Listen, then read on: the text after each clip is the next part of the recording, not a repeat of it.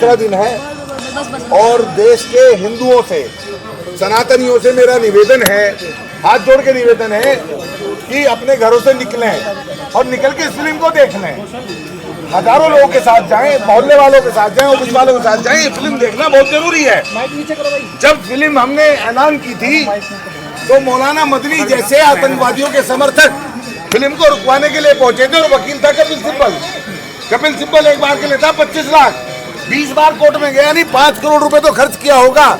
अब सोचो, एक आतंकवादी जिसने कन्हैयालाल का गला काटा, उसके लिए 5 करोड़ खर्च कौन कर रहा है? सिर्फ इसलिए कि उसका हम मर्डर ना दिखाएं। फिल्म में अगर कन्हैयालाल का हत्यारा दिखेगा तो उसकी छवि खराब हो जाएगी। अब सोचो, जब कन्हैयालाल के हत्यारे की छवि को बचाने के लिए 5 करोड़ रुपए मुसलमानों के संगठन खर्च कर सकते हैं, कल जब कन्हैयालाल के हत्यारों को फांसी लग रही होगी तो उनको फांसी से बचाने के लिए 500 करोड़ भी खर्च कर देंगे। जब इनके पास कपिल सिब्बल होगा तो कन्हैयालाल के बेटे के पास कौन सा वकील होगा? हरीश साल्वे होना चाहिए, मुकुल रोहतगी होने चाहिए, तो वो भी तो करोड़ों रुपए में आएंगे। इसलिए हमने कहा है कि ये फिल्म पहली ऐसी फिल्म है देश की जिसकी कमाई जाएगी कन्हैयालाल के परिवार को, वरना तो वो बरी हो जाएंगे। जैसे मुंबई बम धमाकों के आरोपी बरी हो गए, ऐसे ही इनके हत्यारे भी बरी हो जाएंगे। तो हिंदुओं, ये पैसा कलेक्शन के रूप में देश से आना जरूरी है और ये पैसा कन्हैयालाल के हत्यारों को फांसी के तख्ते पे लटकवाने के काम आएगा, क्योंकि सुप्रीम कोर्ट, हाई कोर्ट में हरीश साल्वे, मुकुल रोहतगी अगर नहीं है तो कोई किसी की सुनवाई नहीं होती है। कन्हैयालाल के परिवार ने 3 साल पहले अपने वकील के जरिए एक अर्जी लगाई थी माननीय सर्वोच्च न्यायालय में कि उनके पिता के मुकदमे को डे बाय डे सुना जाए फास्ट ट्रैक कोर्ट में, लेकिन चूंकि वकील वैसा नहीं था तो 3 साल में उस पर सुनवाई नहीं हुई। कपिल सिब्बल आया तो 3 दिन में फिल्म स्टे हो गई। बड़े वकीलों का जलवा है साहब कोर्ट में, बड़े वकीलों की बड़ी बातें हैं कोर्ट में। तो हत्यारों के पास कपिल सिब्बल है, हमारे पास कन्हैयालाल जैसे छोटे से दर्जी के परिवार के पास हरीश साल्वे तब होंगे जब 50 लाख रुपए पर हियरिंग की देने की उनकी औकात होगी। इसलिए मैंने कहा देश भर से 100-200 करोड़ रुपए इकट्ठा करके कन्हैयालाल के परिवार को दे दो, और अगर इसमें भी हिंदुओं को दिक्कत है तो बताओ फिर ये जय श्री राम, हर हर महादेव, ये सनातनी होने का ढोंग किस लिए है? किस बात का इंतजार है कि जैसे कन्हैया की गर्दन कटी, कमलेश तिवारी की गर्दन कटी, जैसे कलमा आता है कि नहीं आता, ये पूछ के पहलगांव में तुमको कुत्ते की मौत मार दिया गया, वैसे ही मरना चाहते हो तो ऐसी फिल्में बंद कर देंगे हम बनाना, फिर हम भी सैयारा जैसी फिल्में बनाएंगे जिनमें नंगिया लड़कियां नाचेंगी, लड़के नाचेंगे। आपको बताइए क्या हुआ था सिनेमा घरों के अंदर, कितना जो है छिछालेदार हुआ भारतीय संस्कृति का। आप सोचो, आप इस देश में सैयारा वाले युवा हो या फिर कश्मीर फाइल या फिर उदयपुर फाइल वाले युवा हो।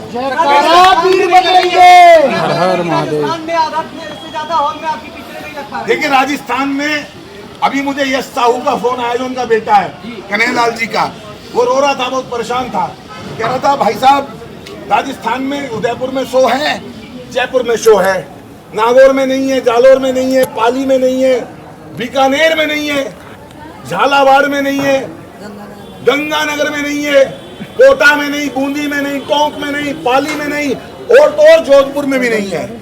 अब हमने जब उसने कहा तो हमने पता किया तो सिनेमा घर वालों से बात हुई तो सिनेमा घर वाले कह रहे हैं कि हमारे यहाँ जो अधिकारी हैं पुलिस के, चाहे जोधपुर के कमिश्नर हो, चाहे वो बीकानेर के एसएसपी हो, वो कह रहे शो यहाँ नहीं लगेगा, हम यहाँ फिल्म को नहीं लगने देंगे, ये राजस्थान पुलिस का कहना है। तो जब अशोक गहलोत मुख्यमंत्री थे उस समय भी कन्हैयालाल का परिवार पुलिस के सामने गिड़गिड़ा रहा था, साहब हमारी जान बचा लो, साहब हमें सुरक्षा दे दो। फिल्म में भी देखा आपने, और वो लोग हंस रहे थे। राजस्थान पुलिस ने कांग्रेस सरकार में कन्हैयालाल के परिवार को सुरक्षा नहीं दी और कन्हैयालाल की गर्दन उतर गई। अब राजस्थान पुलिस फिल्म उतार दे रही है। तो राजस्थान पुलिस अगर अशोक गहलोत की सरकार में भी ऐसी थी और इस सरकार में भी ऐसी है तो कन्हैयालाल के परिवार के लिए बदला क्या है 3 साल में, ये पूछ रहा है यस साहू, क्या बदला है, क्या बदला है? भाई तू इधर आ जा, मेरा फ्रेम भी ठीक रहेगा। मैं आऊँ कहाँ पे? इधर एक सेकंड भाई, एक सेकंड। वही तो मैं कह रहा हूँ, सीधे बोलिए, सीधे। अरशद मदनी नहीं चाहता था फिल्म लगे, कपिल सिब्बल नहीं चाहता था फिल्म लगे, देश के मुसलमान नहीं चाहते थे फिल्म लगे, और राजस्थान वाले भी नहीं चाह रहे फिल्म लगे। तो क्या मदनी मुख्यमंत्री है वहां का? उनके इशारे पे क्यों काम हो रहा है राजस्थान में?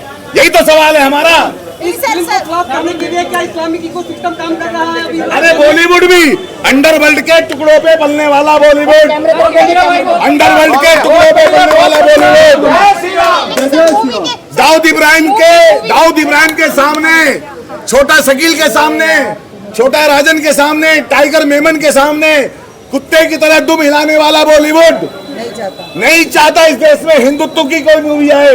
इसलिए मैं स्किन भी कम मिली। कुछ काम तो बॉलीवुड ने कर दिया, सिनेमा कम देके, शो कम देके। कुछ काम हमारी सरकारों में पुलिस कर रही है, जहां फिल्म लगी है वहां से उतरवा के।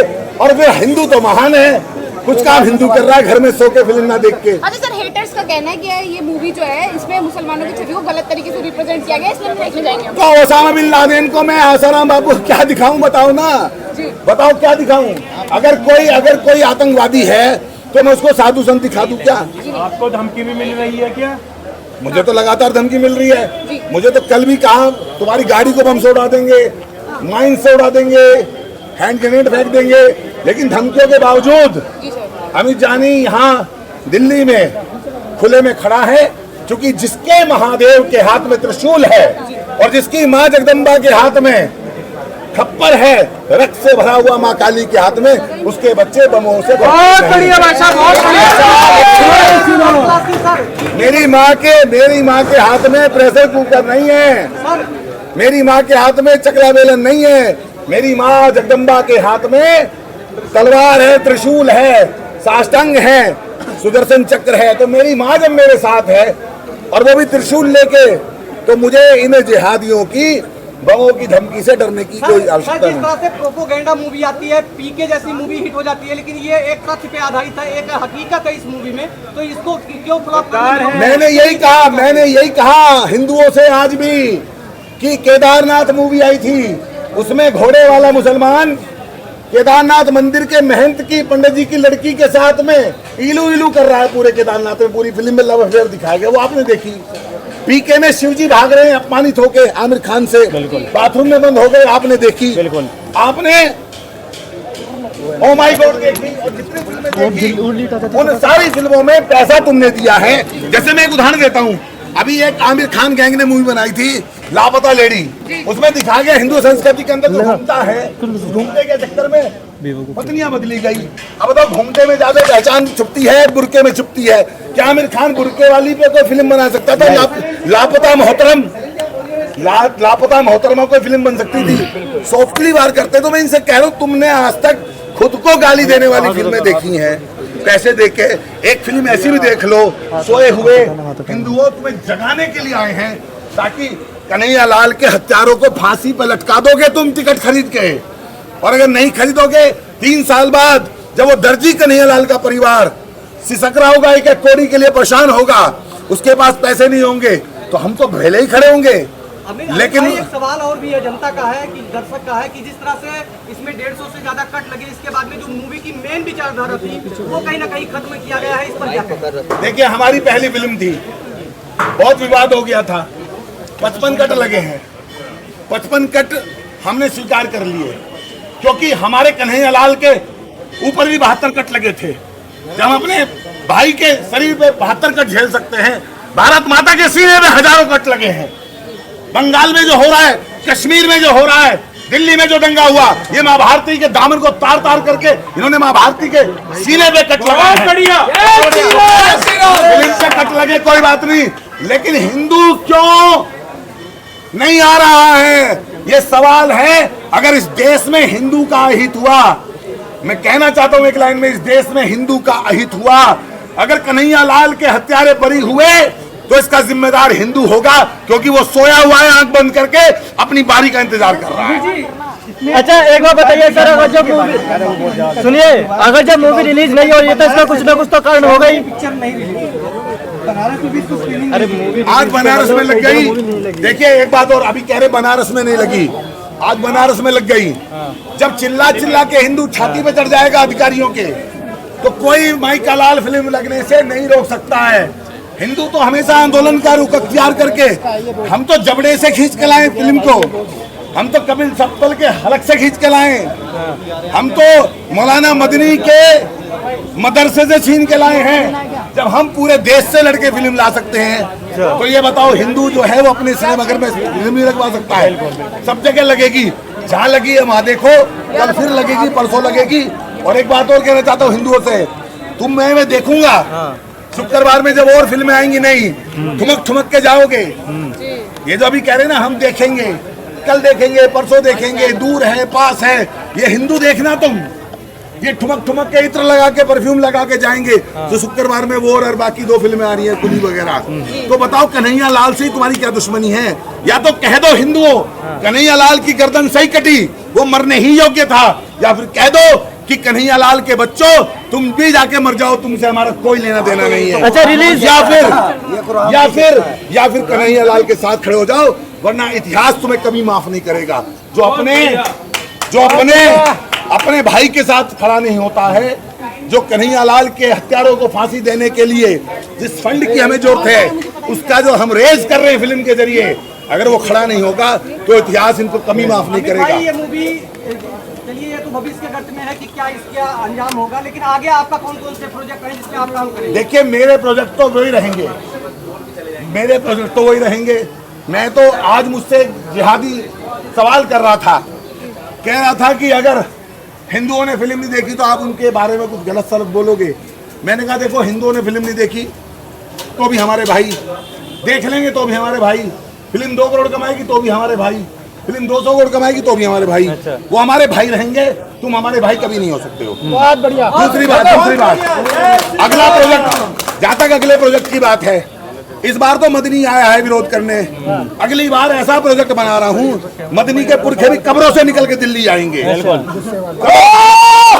कब्र फाड़ के, आप ललकार रहे हैं कब्र फाड़ के, देवबंद के कब्रिस्तानों से निकल के आएंगे कि हम भी विरोध करते हैं। और देखना अगला, क्योंकि मेरी पहली फिल्म थी, भारत सिंह जी की पहली फिल्म थी, तो हमने हो सकता है इस बार कुछ छोड़ दिया हो, लेकिन अगली बार तो बॉक्स ऑफिस पे भी और फिल्म के अंदर का जो कंटेंट है उस तरीके से हम लाएंगे कि ये देख ही नहीं पाएंगे। मैं तो अगली बार वाली फिल्म पे इनाम रख दूंगा कि अगर मदनी जैसे लोग मेरी फिल्म अकेले देख सके हॉल में 2 घंटे की, तो 1 करोड़ का इनाम। क्या आप ऐसा बोलकर ललकार रहे हैं, इसका मतलब आप ये सब जो बोल रहे हैं? तैयारी है, अगली फिल्म ऐसी आएगी, लेकिन इस फिल्म में अगर साथ नहीं देगा हिंदू। अच्छा मेरा एक सवाल है सर, अमित शाह जो है वो केवल हिंदू की प्रोपेगेंडा वाली मूवीज बनाते हैं और मुसलमानों का दर्द नहीं, मुसलमानों का कौन सा दर्द? गाय खाने वाले अखलाक का दर्द, बछड़ा काटने वाले अखलाक का दर्द, गर्दन काटने वाले कन्हैया लाल के हत्यारों का दर्द, 26/11 वाले कसाब को ओवैसी बच्चा कह सकता है? अमित जानी का खून पानी नहीं है, अमित जानी जो है कभी कसाब को बच्चा नहीं कह सकता, और जो कसाब वाला नहीं है वो साबित करे कि नहीं है, साबित कर देगा तो हम साथ हैं। लेकिन अगर कोई नारा तकबीर अल्लाहू अकबर करके हाथ में खंजर उठा के कहेगा कमलेश तिवारी की, कन्हैया लाल की हत्या इसलिए की गई क्योंकि गुस्ताख नबी थे, तो तुम्हारी ऐसी तैसी तुम अब किसी का गला नहीं काट पाओ। क्या आप हिंदुओं से तो अपील कर रहे हैं मूवी देखने के लिए, सरकार से भी कुछ डिमांड है आपकी? सरकार के लिए तो मैंने कहा ना कि सबसे पहले तो सुबह तक आपके माध्यम से भजन लाल जी स्पष्टीकरण दें कि जोधपुर का कमिश्नर किसके इशारे पे काम कर रहा है, पाली का एसपी, बीकानेर का एसपी, जालोर का एसपी किसके इशारे पे काम कर रहा है? क्या देवबंद से जा रहा है इनको आदेश फिल्म मत लगने दो? जब कपिल सिब्बल फिल्म नहीं रोक पाया, सुप्रीम कोर्ट नहीं रोक पाई, हाई कोर्ट नहीं रोक पाई, केंद्र सरकार ने नहीं दे दी, फिर ये कौन है पुलिस अधिकारी? फिर राजस्थान पुलिस के कौन है? अगर राजस्थान में बांग्लादेश जैसे हालात हैं, अगर राजस्थान में पश्चिम बंगाल जैसे हालात है तो बता दें। हमारा सवाल है, जनता का सवाल है, जनता से बड़ा नहीं होता मुख्यमंत्री। क्या सर जो लखनऊ में जिस प्रकार 1600 हिंदू लड़कियों का धर्म परिवर्तन कराया गया है, क्या उसके ऊपर भी फिल्म बना लखनऊ में जिस प्रकार 1600 हिंदू बहनों का धर्म झिंगुर बाबा, हाँ उसके ऊपर फिल्म बनाओगे आप? एक बात बताओ, जब एक बदनाम आश्रम हो सकती है तो एक बदनाम मदरसा भी